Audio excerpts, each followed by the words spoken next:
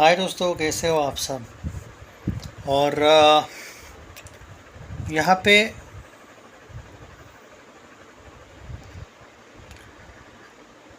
पे डिबेट ये है। यहाँ पे हम साउथ की कंपैरिजन नहीं कर रहे हैं, साउथ फिल्मों की। क्या सिंघम अगेन इस साल की सबसे बड़ी हाईएस्ट ग्रॉसर फिल्म बन सकती है क्या? ये वाला टॉपिक है यहाँ पे। और मैं यहाँ पे मेरा ओपिनियन नहीं दे रहा हूँ, मैं आप लोगों से पूछ रहा हूँ ये चीज़। मैंने जो बोलना था मैंने ऑलरेडी बात कर ली है कि सिंघम अगेन को लेके एक बार मैं रिवाइंड कर सकता हूँ वापस, इतना है तो। मैं सिर्फ ये बोला था अगर ये सोलो रिलीज़ बनती है तो ये, और सोलो रिलीज़ के साथ ही अगर एक दो वीक कोई भी बहुत बड़ी फिल्म इसके आगे पीछे नहीं आती है तो ये आराम से हाईएस्ट ग्रॉसर 2024 की बन सकती है। बॉलीवुड की तरफ से जितना मैं जानता हूँ शायद फाइटर ने एट प्रेजेंट रिकॉर्ड बना के रखा है इस साल हाईएस्ट ग्रॉसर का।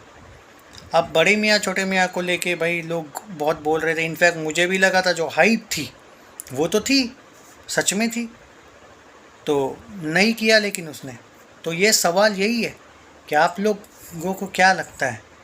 और देखो ये जवाब मुझे ऐसा नहीं पसंद आएगा कि आप ये बोलोगे कि भाई बहुत ज़्यादा कैमियोज है इसलिए हो सकता है, बहुत ज़्यादा कैमियोज है उसका एक्चुअली ड्रॉबैक भी हो सकता है। बोलते हैं ना कि एक तरीके से नुकसान भी हो सकता है। मतलब वो तो भाई ऑडियंस पर डिपेंड करता है कि वो क्या चाहते हैं। मैं ये कहूँगा बार बार, अगर इसको हाईएस्ट ग्रॉसर बॉलीवुड की तरफ से बनना है, देखो भाई मैं पुष्पा से कंपेयर कर भी नहीं सकता। पुष्पा कल की ये इस टाइप की फिल्म है कि ये बैठे बैठे हंसते हंसते 600-700 करोड़ तो कम से कम वर्ल्ड वाइड जाएगी, 1000 करोड़ भी जाएगी तो मुझे आश्चर्य नहीं होगा। हम बात कर रहे हैं बॉलीवुड की। क्या बॉलीवुड में इस साल हम देख रहे हैं कि अजय देवगन 300 करोड़ हिंदी में, या फिर शायद 400-500 करोड़ भी हिंदी में जा रहे हैं, या नहीं वही 100, 150, 200? आपको क्या लगता है? सिंघम एक बड़ी फिल्म है और सिंघम पे ये सवाल मेरा सही है।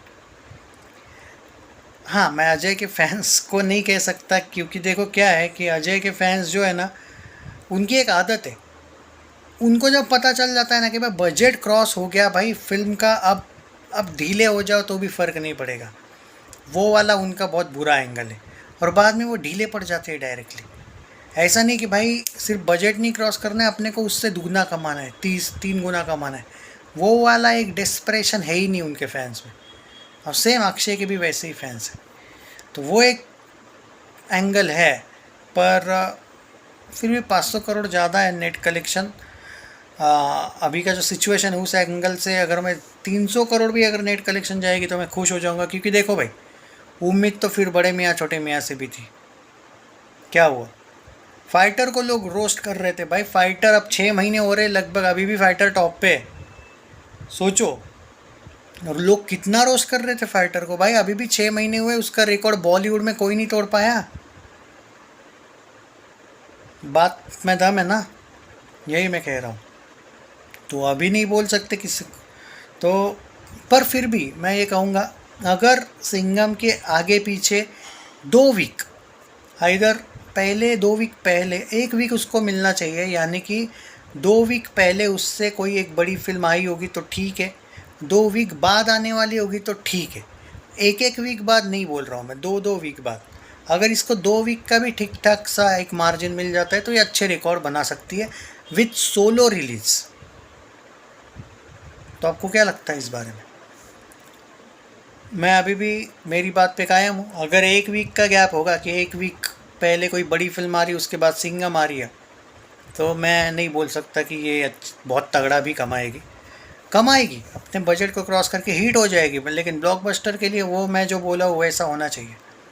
आपको क्या लगता है कितना कमाएगी? नहीं, सच में किसी के फ़ैन हो नहीं हो फ़र्क नहीं पड़ता, एक रियल पोल दो यार, बिलीव होना चाहिए कि भाई हाँ इतना ही होगा।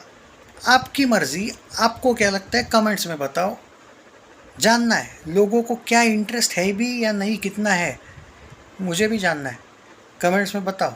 कभी कभी मैटर करता है कि ऑडियंस क्या चाहती है, वो अगर वो अपना भी राय दे दे तो भाई लोग पकड़ लेते हैं उस चीज़ को। मतलब यूट्यूबर्स को भी, कंटेंट क्रिएटर्स को भी फ़ायदा होता है उस चीज़ का।